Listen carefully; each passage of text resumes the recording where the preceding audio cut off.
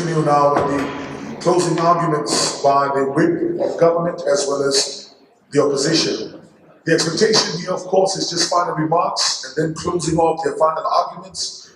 One thing the judges need to look out for is that there is no new parameters that can be introduced to the debate at this stage. So what has been presented on the podium is what we are going to discuss as part of the closing remarks from the two whips. So we're calling on now from Team Triumphant, representing the government whip, Feliciano Katombela. Round of applause. A society thrives when old men plant trees of the shades they will never get to use. Ladies and gentlemen, you need to understand that you have one job in this life, and that is to take care of the people you most care about. And clearly, based on the arguments the opposition has shown us, they clearly do not understand that concept. Please allow me to stand on the protocol that has already been observed. My name is Feliciano Katombela. Ladies and gentlemen, we, the government, are arguing that we should stabilize inflation at the risk of plunging recession. Now, the opposition came here and had the audacity, they had the tenacity to tell us that we should continue depending on an economy. Ladies and gentlemen, as my previous speakers have mentioned, during the looting in South Africa, when prices went high, unfortunately prices also went high because we were importing goods at a more expensive price. That's something you should definitely take note of. Ladies and gentlemen, the opposition, they came here and they told us that jobs won't be created. Ladies and gentlemen, last I checked, there are numerous projects that the government is working on to ensure that more industries are being created. So how dare you say that there will be no unemployment? Isn't the reason that there is unemployment because over 80%, I need you to take note of this, over 80% of our consumables are imported. How dare you tell us that we should continue depending on someone else's economy?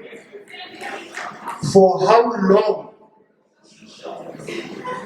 For how long, ladies and gentlemen? And by the way, we are not saying we will go on recession. We are willing to take the risk to ensure that the Namibian people are empowered. We are willing to take the risk to ensure that Meme Maria, who sells tomatoes in Havana, who probably only makes 100 a day, she's able to feed her kids. Did you take into account that? Now let's go on the arguments presented by my team. Ladies and gentlemen, when we stabilize inflation, there will be more confidence on the economy. I mean, right now as we're talking, you might as well have bought a house in in the year 2000. In about 5 years, if we don't stabilize inflation, some of us won't even have houses. So we should have confidence on our economy.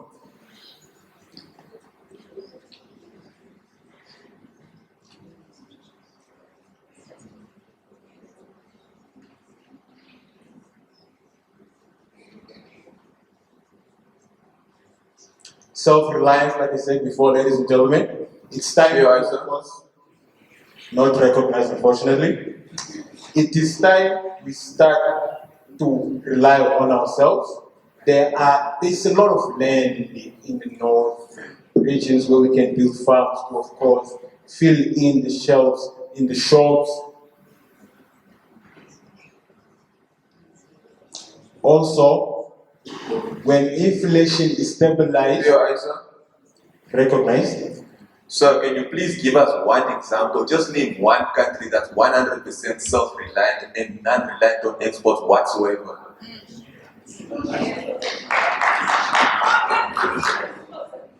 I believe the opposition clearly did not understand the subject matter. Nobody said we do not, or no one here said that we want fully or let me rephrase my word. No one here said that we won't fully be trading with other countries. We are saying, moving forward, we should be able to stabilize inflation. We should be able to say, okay, if there is some sort of geopolitical issues, if there is some issue of geopolitical issues in South Africa, the country we mostly depend on, we should not fully be dependent on their prices. That's what we are saying. Let's have a stable price, right?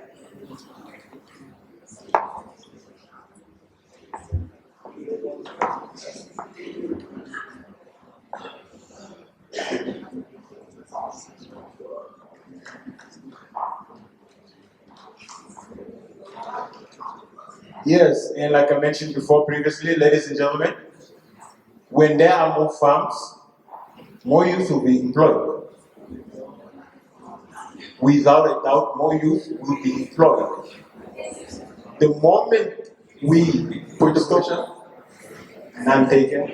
The moment we start building our own economies, or we start relying on our own economy, more jobs will indeed be created. So your argument that unemployment will fall, shops will close, really just falls apart. So how dare you, man? Contribution. Yes. In your risking the prolonged recession plan as government, at which point do you guys want to buy the farms and create these jobs? Ladies and gentlemen,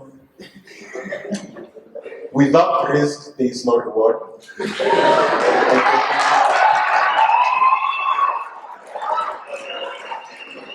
I would like for us to at least take a moment here.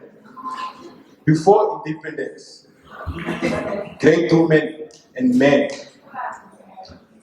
took the risk to sacrifice their lives to ensure that today we can stand here and have this debate.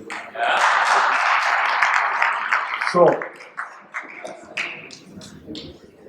without a doubt, at some point, jobs will be created. But that does not mean we should not take a step forward. As I close my argument, I would just like to leave us with a question. Ladies and gentlemen, for how long should we continue depending on someone else's economy?